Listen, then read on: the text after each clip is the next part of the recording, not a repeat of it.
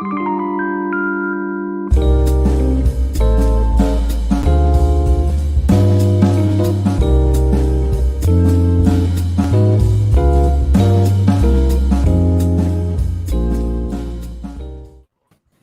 and gentlemen, hello, hello, hello. Wednesday, we are DebateSensei.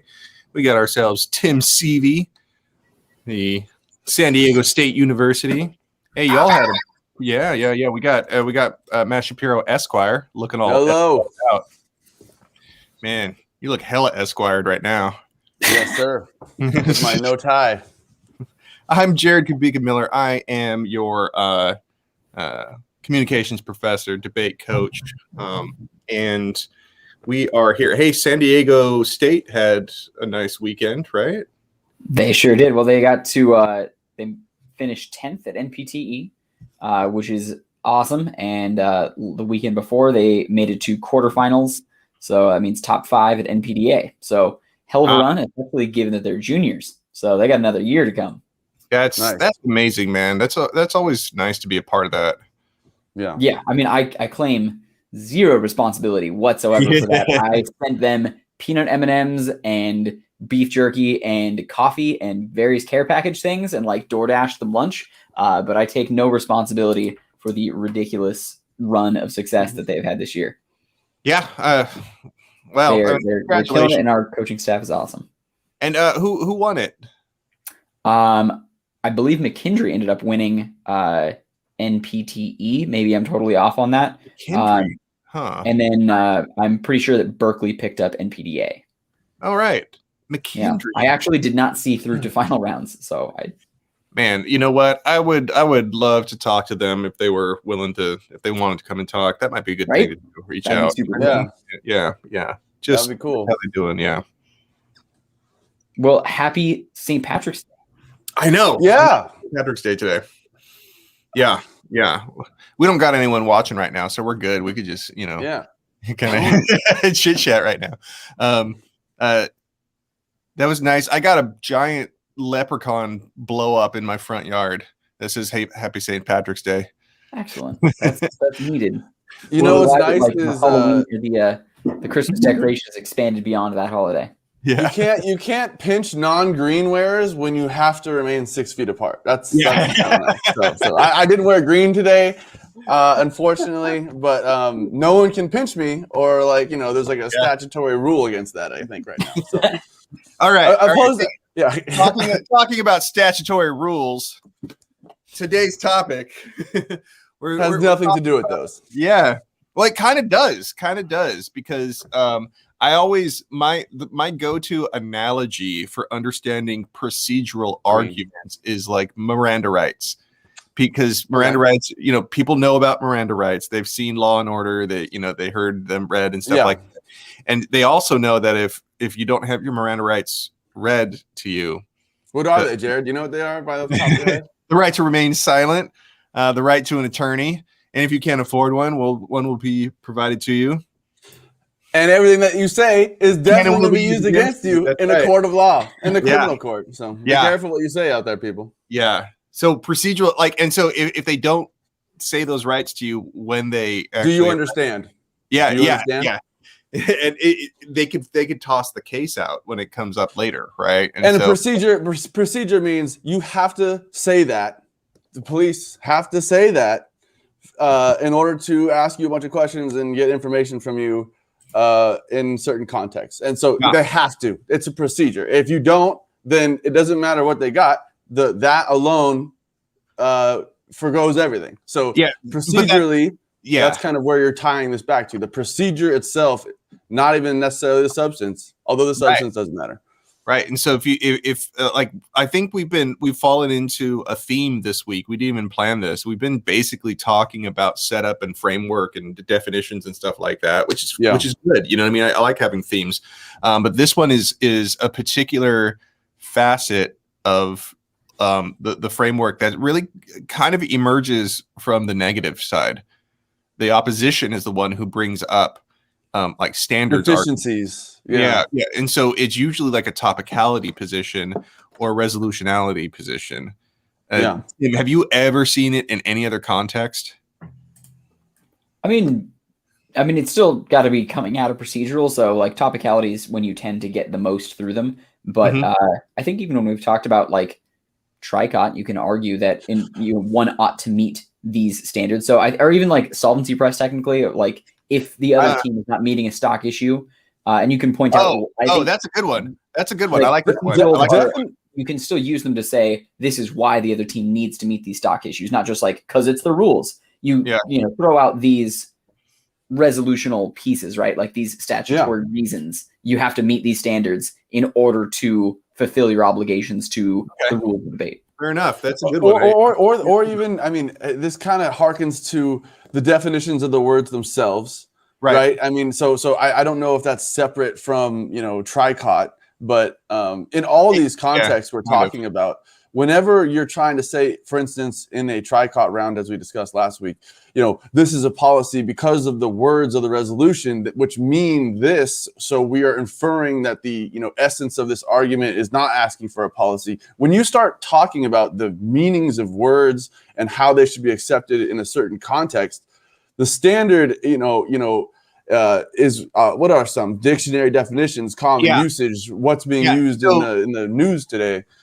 Yeah. So I've kind of undergone a little variation. When I think back, I thought I knew what topicality meant, and it meant so much. Yeah, it meant so much more like structurally too. You know what I mean? It's like it's just like the way that you win on it is by having really good sort of structural components. And so the counter definition always needs to be clear. And I've lost topicality because I didn't have a clear counter definition. Yeah.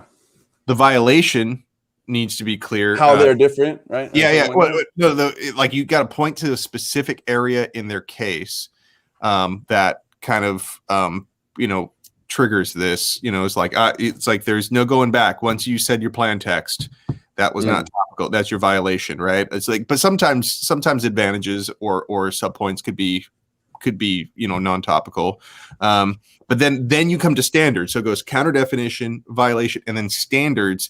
And the way I've come to know standards is my counter definition is better than your definition because that argument is the standard argument. Yeah. That's what we're talking about technically all any day answer is a standard. That's how you say it. So it's like like my counter definition is better than yours because at least I found it in a dictionary. Yeah. You know what I mean? And so like that's like the dictionary standard. And like, that's one of the first ones I learned because it's just easy to understand. And what's funny is the dictionary standard is good. I mean, obviously if someone's being extremely abusive, then the dictionary standard is the only standard you need. Mm-hmm. I think, when we talked last week in regards to, arguing whether something's a policy debate or a value debate, there might need, the dictionary definition may not be sufficient, right? Like to prove, the words themselves don't lend to say why it's value. It's the combination or the context of the phrasing, for instance, that might tend to show it's more one or the other. So standards don't end at definitions because of a Webster's dictionary. Right. So context, I like you picked that out. That's one of my favorite ones is field contextuality. That's one of my favorite standards because oftentimes in debate, there will be these like capitalized letters, right?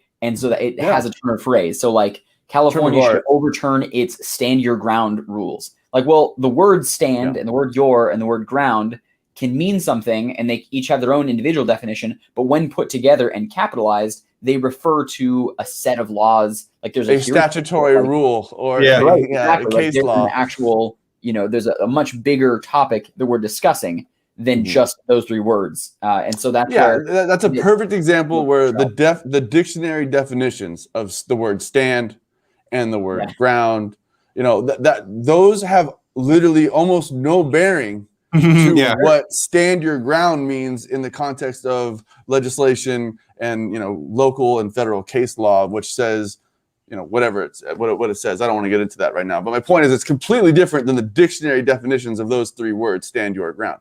That's a great jump off point. You can use, I think those two come oftentimes in conflict with each other. So like the dictionary definition is usually used by a team that's saying the other side is going too vague or they're going too broad or they aren't being accurate with it.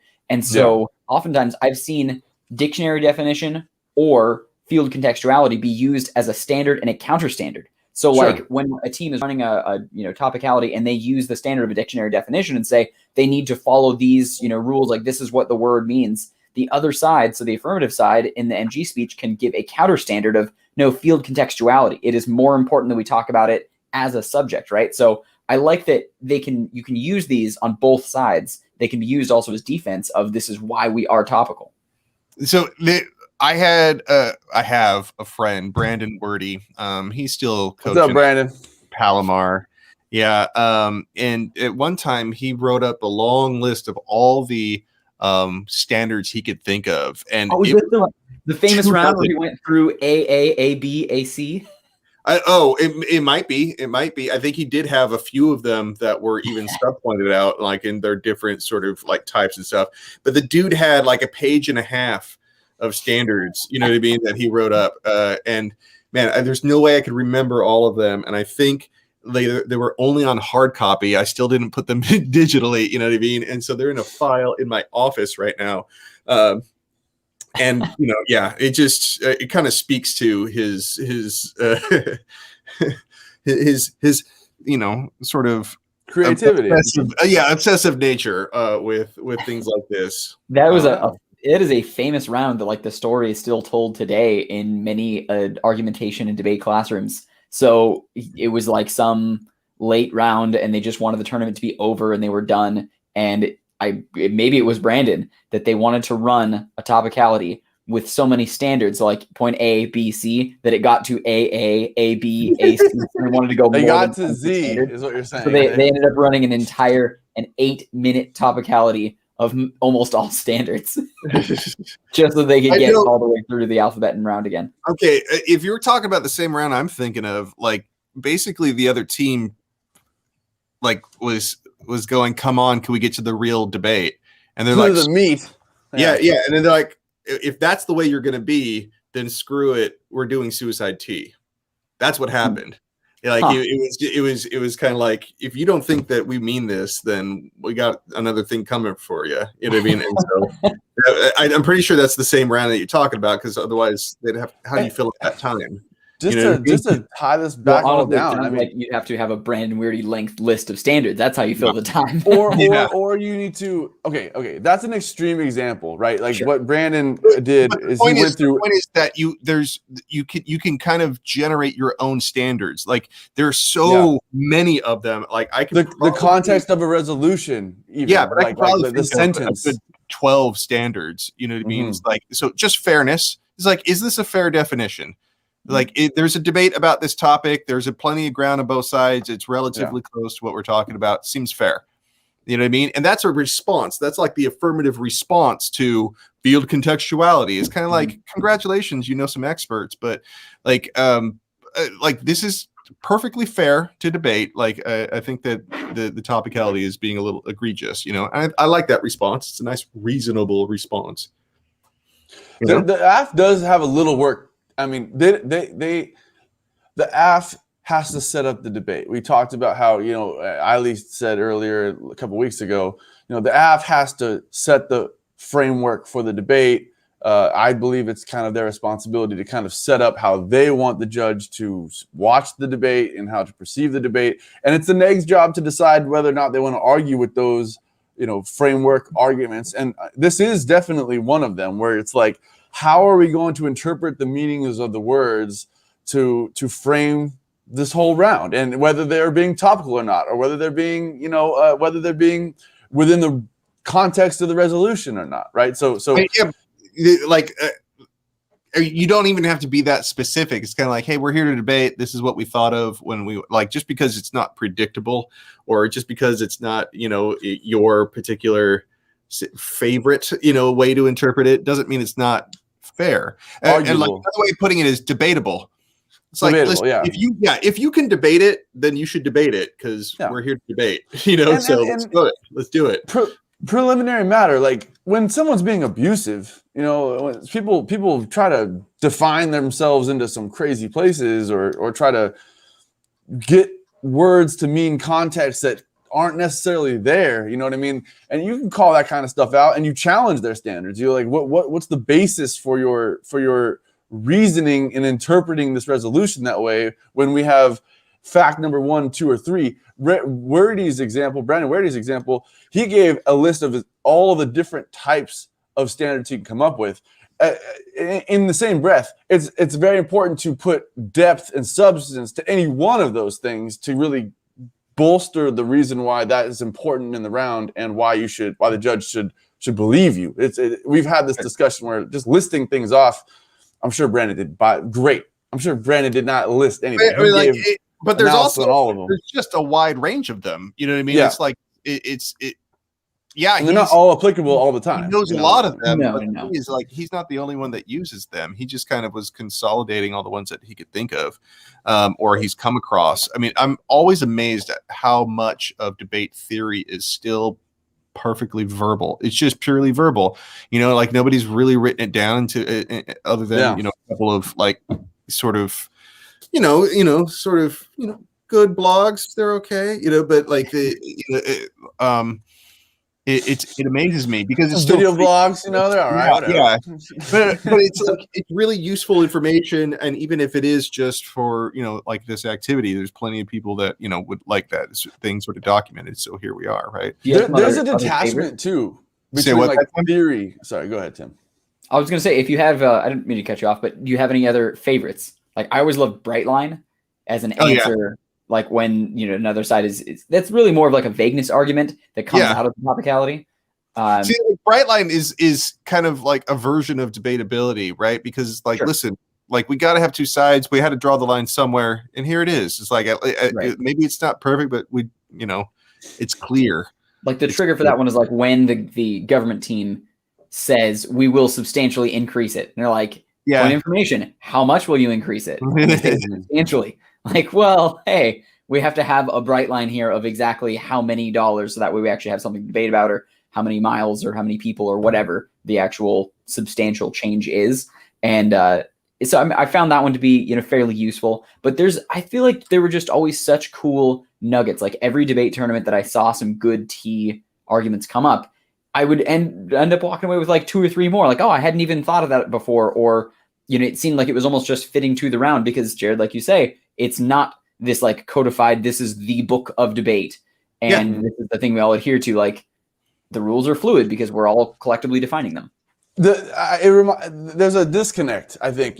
So much of debate theory, in some of these very conventional, debate textbooks, for instance, it's so detached and removed from the practical application of standards. For instance, this is a perfect example where it's like, we understand when you read in a comm theory or argumentation theory book that, the meanings of words, the context of clauses within a resolution, which are to be debated, have to have some basis, and you need to show those bases. But when you get in a round, especially as a novice, I mean, you just rattle through definitions, Webster, this, that, and the other thing. I mean, Nolan, we appreciate you, by the way. I saw that a while back. Good to hear you up here again. I just want to say that, anyway, to that point, one of the things, for instance, DebateSensei, just to hearken onto this, is, we try to focus on that practical application of these things, because in my experience in seeing some of these textbooks, there will be extensive, knowledgeable academic research on standards or whatever, but like, how does that affect the novice in the round? Like, how do I use that? You know what I mean? Yeah. Well, it just this is one of those areas where you get good by kind of, I don't know, variety. Like there's some that are just about, it's not even about how to interpret the words, but more about like the philosophy of the round. Like when you use like a standard of limits, like this, my definition is better than yours because it limits our ground to a more. It's more concrete or whatever. Yeah, you know what I mean. It's like we only got an hour here, so we got to. I think it's good that we focus on something words more. have meaning. Okay. Yeah. So And so, like, if my opponents are saying that I should be talking about everything, I think that's bad because of limits. And so, education that goes to all kinds of things. Yeah, education, like depth of argument. I mean, I guess that's not the best way to call it, but there are reasons why you would give a standard and give it as a more beneficial standard than someone else. You know what I mean? There's always like, that was funny because like when someone says it's like breadth of argumentation was a standard, and like they come back and they come back and they're like, no, let's go for depth of, and like, yeah, and they run one thing. Yeah, I'll just throw those out. Yeah. So I've got this is a real controversial one that God we could do an entire episode on, but the standard that oftentimes gets rolled into or just like kicked down to a voter of education, of like, they are hurting the round because we lose education. I think that theory is fascinating because it is always blipped out towards the end. I rarely hear people go deep on the subject of like, they are hurting the education. Like, we wanted to hear about universal basic income. And instead we're talking about and topicality. I've heard like good immediate, like, I guess I feel like it's like a karate fight in slow motion. I watch like one good response and then like a whole tournament later, I see a good response back to that. So it's like, no, there is no such thing as losing education. The fact that we are debating means education is happening. Debating procedural standards is educational. Like, oh, cool. Okay, there's the judo move. And then the next conversation back is like, no, it is like harming education because it forces us to like, you know, we're debating. Yeah, that's why those things are always a wash. Whoever recognizes you say, listen, this education standard is totally a wash. Like, that's the best. Like, by the time you get to rebuttals, you're like, yeah, just ignore that one. Let's go here. Oh, man. Okay, so here's the chop back. So it's a wash. Yeah. I've yet to hear that one, actually. That's the ultimate. That's the fundamental dead end of the education standard. What you just said, Jared, is like, you could cut it. You can just be like, there, it's a wash. Cut it. Move on. Yeah. The other. That's kind of. It's cool if the judge is with you. Okay, but it's bad if they wanted to hear something. On the flip side, if you spend 2 minutes talking about education because they did, and it's a wash in the judge's head, then you just burned your time. This is arbitrary. I am not saying one way is better than the other. I'm saying it's really good for the affirmative to be talking about a wash, right? It's good defense. Okay. Like because on the affirmative, you're not the one who brought up topicality. You just want it to go away. And this is an easy way for it to go away. Like look at this argument. Like, you're trying to impact it out to education, really. Like, I think that's a wash. And you can to that effect, to that effect, like the education argument, we're talking a little bit in my mind about abuse when it's real. When it's real, I mean, nothing's objectively real, I guess. But when it's more sanctioned than other times, more blatant, you know, articulation of how your standard is more reasonable or more, you know, acceptable and predictable for the round, and for those reasons, you know, that's why it's hindering education, because we came in here to make a discussion about something we could argue about, and you've gone down to cloud nine where you've defined yourself into some weird place.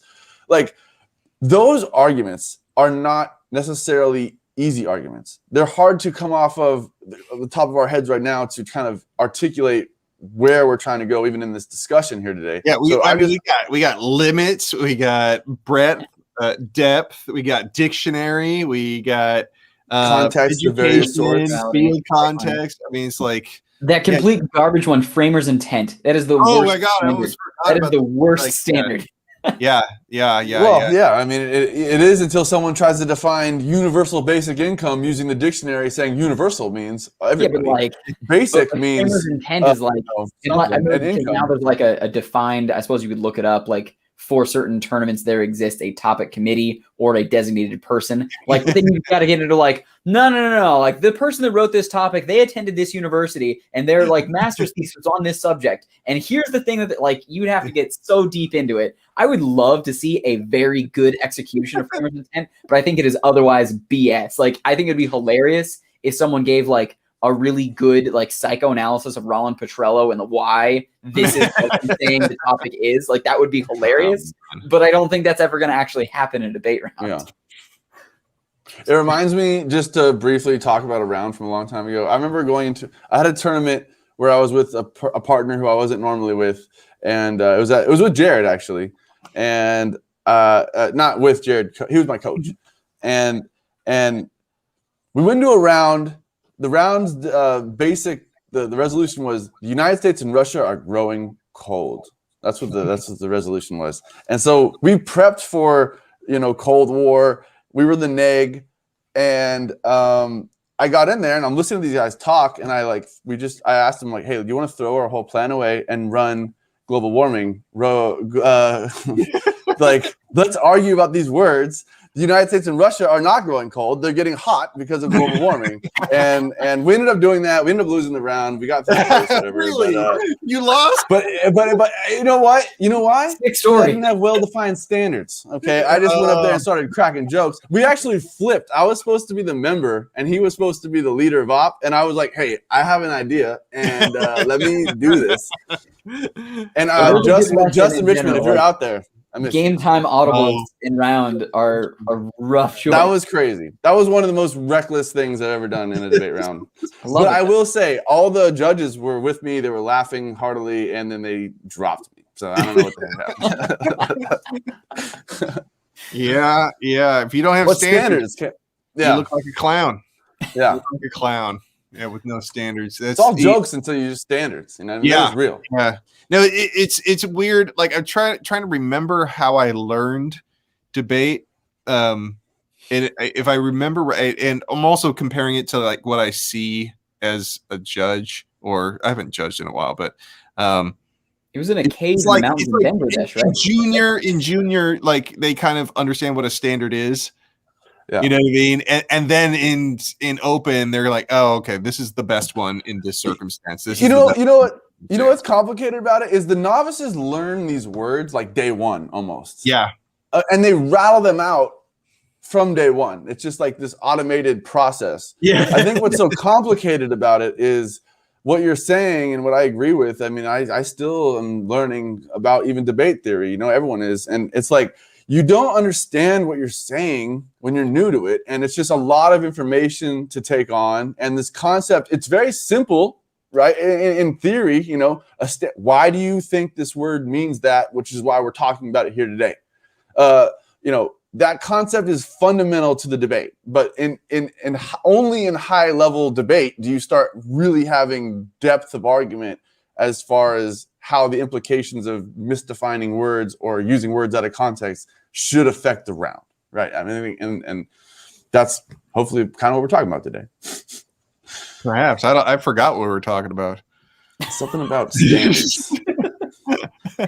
Standards is what Bart Simpson's writes on the chalkboard every episode at the beginning, right? He has a standard. I will not break the skateboards against the wall anymore. I will not break the skateboards anymore.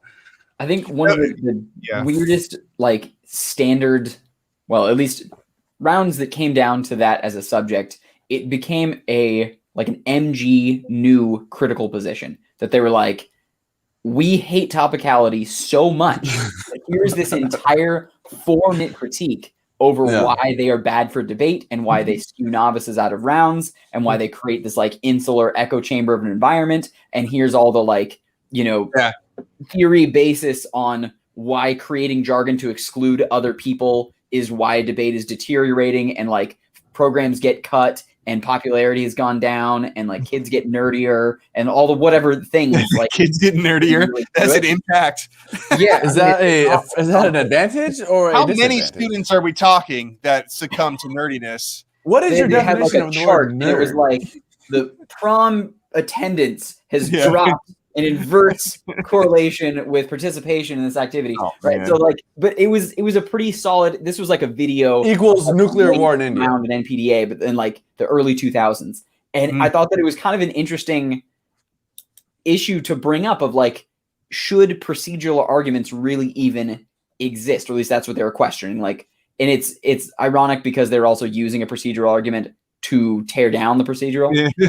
So I thought that there was an interesting point to be made there of, do we even need to discuss the definition of words? Do they actually matter? Sure they do. And you have all these skew things, but I think that if the point of Parley is to be a limited preparation event, maybe there's something to be said for the neg should always just be good off the cuff. And like, sure, the affirmative side can come up with something really crazy, but that's the whole point, is the neg can adapt and do something weird, or like have a debate in a different direction.